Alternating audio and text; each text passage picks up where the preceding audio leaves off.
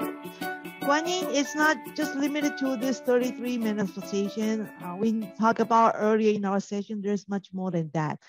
But this 33 is the most important one. And the number one is the Willow Branch Guan Yin, because this one is the most famous one. What is the Willow Branch Guan Yin? She can have a different gesture. Maybe sometimes she's standing, sometimes she's sitting. Maybe she's riding on a dragon. Maybe she's riding on a lion. Maybe she's relaxing, laying down. Maybe she's standing in the clouds, but holds a willow branch on her right hand and a vase on the left. You can see that she's Guan Yin. What is another hint? It's the little Buddha on the top. So we can see that she's Guan Yin. Why does she wear the willow and the vase? Those who have received Tao, I can show you that on our face, we have a vase. You can see the Guan Yin's vase. It's center on the top and it's kind of wide in the bottom. So on our nose, it's actually shaped this way, right? Our nose, it's kind of big here. It's narrow on the top. And then it has an opening, right? We all have an opening on the top of the vase. So with that hint, do you know where is the willow branch? Isn't this our willow branch? This is our willow branch. Even though we look at this as a symbolic meaning, but we all have our willow branch and our vase on ourselves. So whenever we see Guan Yin, that's supposed to automatically reflect onto yourself. I also have this vase and I also have this willow branch.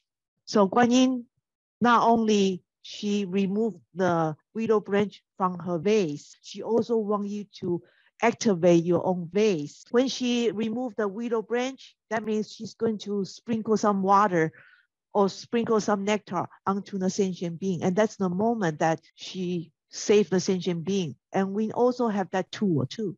So in the scripture of, I don't have this one in Sanskrit, but just bear with me.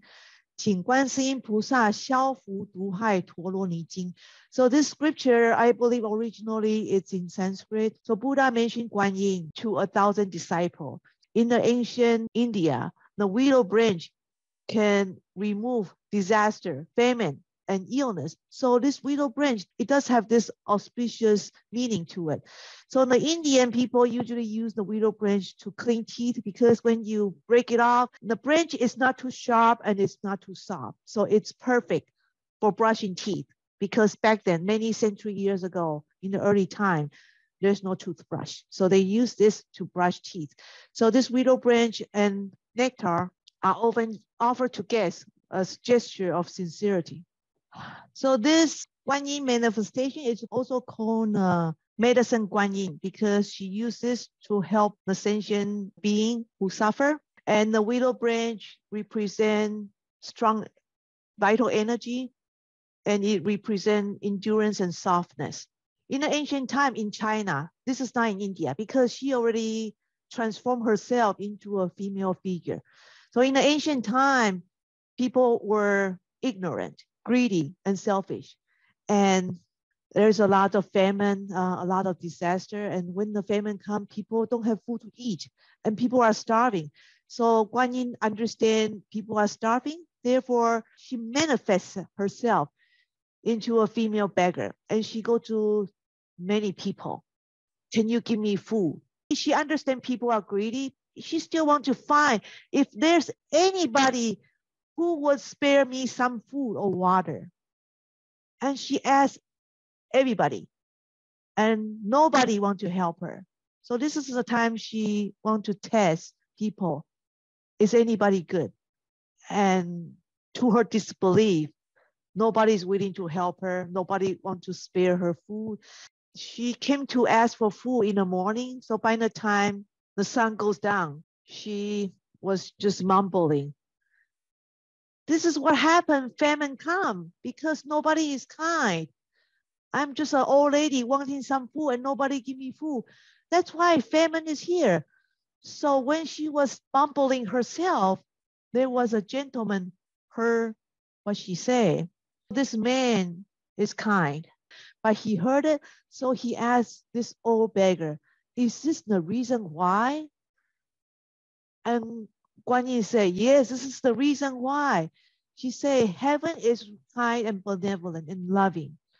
And because people are cruel, people are greedy, ignorant, that's why there is a dark energy among here. And that's why heaven descends such a disaster onto this area. So this man say, wow, is that the reason why? I'm going to provide you some food and I'm going to build a temple. I have the money to build a temple. And I hope after the temple is built, people will come to believe, people will change their mind to be more kind, to love and to care for each other. So Guan Yin was really pleased. At least she find one person is willing to help. So she told this gentleman, so go let the people know tomorrow, 3 o'clock, there will be rain and I will manifest myself to show everybody 3 o'clock, the rain will come tomorrow afternoon. So the man was very thrilled. Next day, he go to the village and he tell everybody, Guan Yin is going to come to help us. Guan Yin is going to come to help us 3 o'clock. You know what? When he say that, nobody believe in him. Are you sure? Really? That old lady is Guan Yin? Really? So people still have doubt. So next day come, 3 o'clock exactly, rain come. And people start to believe him. Oh, really? What you say is true. What you say is true. And people start to cheer.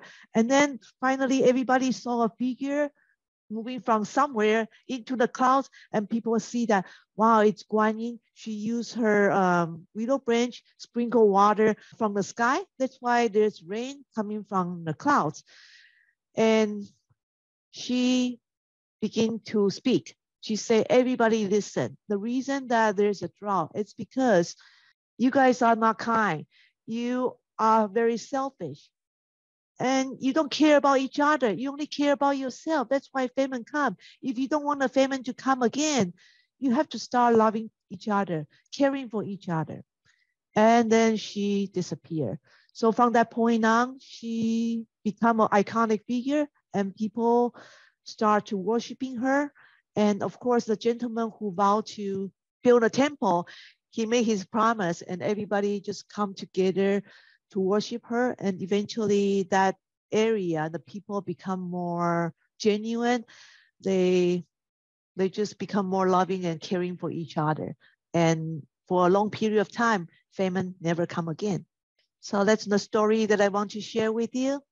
If mistakes were made or said during today's sharing, I ask the forgiveness from the Heavenly Mother, Buddha Maitreya, Jigong Buddha, Patriarchs, Sizun Simu, Great Master, and Senior Master and Junior Master. And I thank you for your participation.